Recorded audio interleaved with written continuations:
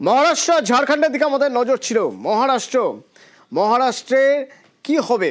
মহারাষ্ট্রে কিন্তু বিজেপির হাতেই থাকলো মহারাষ্ট্র। ম্যাজিক ফিগারের থেকে অনেকটা এগিয়ে গিয়ে মহারাষ্ট্রে এনডিএ থামছে। আইএনডিআই এর ভরাডুবি একরকম বলা চলে। সমীক্ষা অবশ্য তাই বলেছিল, বুথ ফেরত সমীক্ষা। কোন অস্ত্রে বাজিমাত? সেদিক থেকে দেখতে গেলে মহিলা ভোটের বেশিরভাগটাই গিয়েছে এনডিএতে। কেন? মহিলা সামাজিক সুরক্ষা প্রকল্প,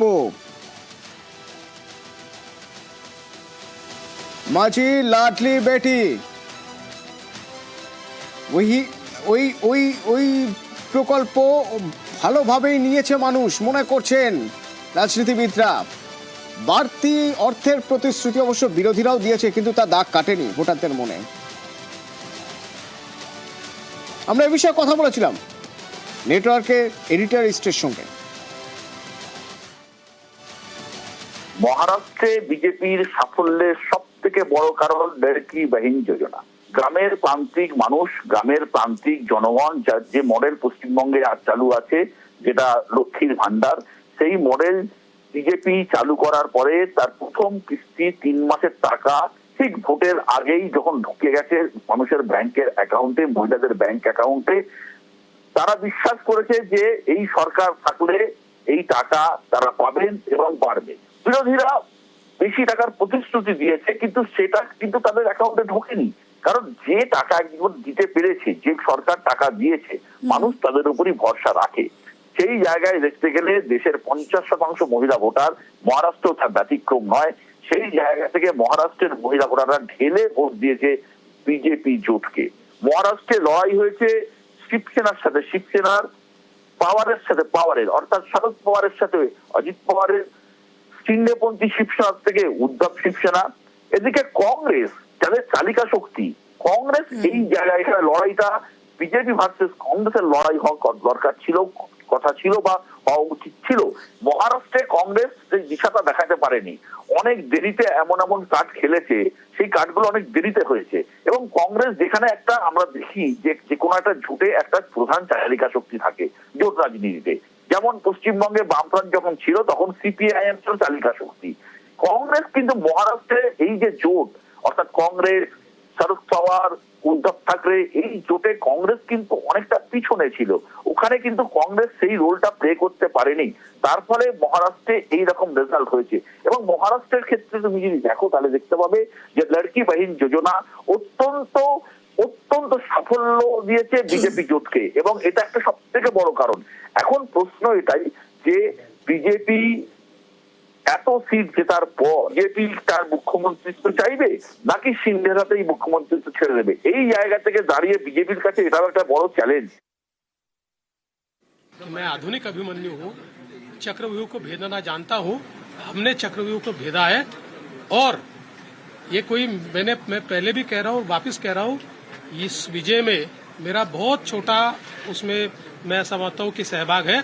एक ये हमारी जो पूरी टीम है, इस टीम ने इस विजय को लाया है कि महाराष्ट्र ये प्रधानमंत्री मोदी जी के पीछे है। और मोदी जी ने जो नारा दिया था, एक है तो सेफ है, मैं विशेष रूप से हमारी लाडली बहनों का, लाडले भाइयों का, लाडले किसानों का, सभी का बहुत आभार व्यक्त करना चाहता हूं। लाडली बहनों ने तो बहुत आशीर्वाद हमको दिया है, जिसके कारण हम लोग निश्चित रूप से एक अच्छा विजय यहां पर संपन्न कर पाए। আর ঠিক মহারাষ্ট্রের উল্টো দিক ঝাড়খণ্ডে। তার কারণ মহারাষ্ট্রে এমন একটা জায়গা তৈরি হয়ে গিয়েছে, সেখানে এনডিএ কেন, বিজেপি একাই একক সংখ্যাগরিষ্ঠতা পেয়ে যেতে পারে। আর ঝাড়খণ্ডে দেখা গেল বিজেপির কোনো ম্যাজিকই কাজে লাগলো না। অর্থাৎ এই হেমন্তের হালকা হিমেল হাওয়ায় হেমন্ত সোরেনেই ভরসা রাখলো ঝাড়খণ্ড। কিন্তু বিজেপির ইস্যু কেন কাজে এলো না? দ্বিতীয়বার ক্ষমতা দখল করছে ঝাড়খণ্ডে হেমন্ত সোরেন। কিভাবে, কি বলছেন নেটওয়ার্ক 18-এর এডিটরিস্ট? ঝাড়খণ্ডের ক্ষেত্রে তুমি যদি আমাকে বলো, ঝাড়খণ্ডের ক্ষেত্রে দুটো জিনিস অত্যন্ত ক্লিক করেছে হেমন্তের কাছে। তার কারণ হেমন্ত সোরেনকে যেভাবে ঠিক নির্বাচনের আগে গ্রেপ্তার করা হয়েছে, সেখানে হেমন্ত সোরেন মানুষের কাছে গিয়ে একটা জিনিস পরিষ্কার করে দিতে পেরেছেন, দেখো তোমার ঘরের ছেলের এই অবস্থা, আমি তোমাদের ঘরের ছেলে। সাঁওতালদের মধ্যে, জনজাতির মধ্যে, আদিবাসীদের মধ্যে হেমন্ত সোরেনের বাবা শিবু সোরেনের একটা প্রভাব ছিল। হেমন্ত সোরেন জেলে গিয়ে সেই প্রভাবটা আরো বাড়িয়ে ফেললেন। দ্বিতীয় কথা, হেমন্ত সোরেনের অবর্তমানে যিনি মুখ্যমন্ত্রী হয়েছিলেন চম্পই সোরেন, তাকে বিজেপি দলে টেনে নিজেদের আরো ক্ষতি করলো। তার কারণ এই যে বিশ্বাসঘাতকতা রাজনীতি, এই রাজনীতি ঝাড়খণ্ডের মানুষ কিন্তু মেনে নেয়নি। তারা মনে করেছে যে এই চম্পই সোরেনের মতো লোক, যাকে মুখ্যমন্ত্রী হেমন্ত সোরেন করেছিলেন, তিনি বিজেপিতে যোগদান করে বেশি লোভী হয়ে গেছেন এবং বিজেপি যে ইস্যুটাকে বড় করেছিল অনুপ্রবেশ অর্থাৎ বাংলাদেশি, সেই ইস্যুটাও কোনোভাবে কাজ করলো না। তার কারণ এটা বুঝতে হবে, এটা বাংলার ক্ষেত্রে প্রযোজ্য, যে অনুপ্রবেশ বলে যে চিৎকার বিজেপি করেছিল সেখানে কাজ করলো না। দ্বিতীয়ত, বাইরের রাজ্য থেকে এসে যেভাবে ঝাড়খণ্ডের একটার পর একটা নেতা মন্ত্রী সভা করেছেন, হেমন্ত বিশ্ব শর্মা থেকে শুরু করে সারা ভারতবর্ষের নেতারা, যেটা পশ্চিমবঙ্গের ক্ষেত্রে একটা সময় হয়েছিল যে গোটা পশ্চিমবঙ্গ ভরে গিয়েছিল অবাংলাভাষী নেতা নেতৃত্বে, সেটা ঝাড়খণ্ডের ক্ষেত্রে হয়েছিল।